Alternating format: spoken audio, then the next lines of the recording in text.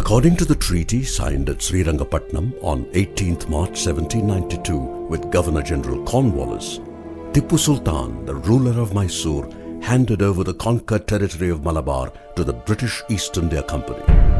The British exercised their monopoly over trade and commerce in Malabar by imposing a cruel and unjust revenue policy on its people and curtailing even their civil liberties. Only one prince urged his people to rise in revolt. You mean Kerala Varma Parasi?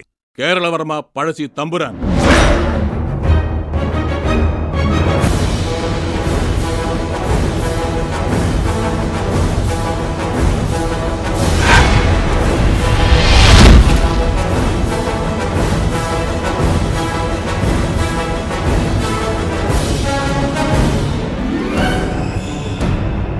കയറി കൊള്ളയടിച്ചു.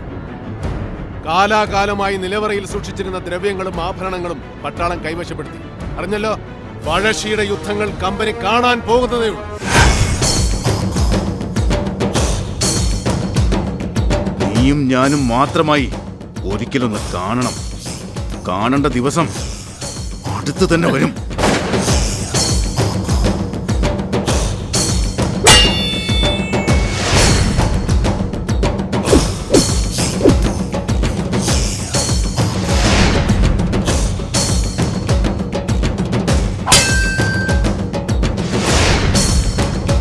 ഞാൻ ആലോചിക്കുന്നത് വേറെ യുദ്ധമാണ്. Ulipur. What does he want? He wants the British to quit. എല്ലാവരും ചേർന്നാൽ തെന്നിന്ത്യയിൽ നിന്ന് കമ്പനിക്ക് ഒഴിഞ്ഞു പോകേണ്ടി വരും. എന്റെ കുട്ടികൾ വരും. തമ്പുരാൻ സ്ഥലവും സമയവും പറഞ്ഞാൽ മതി.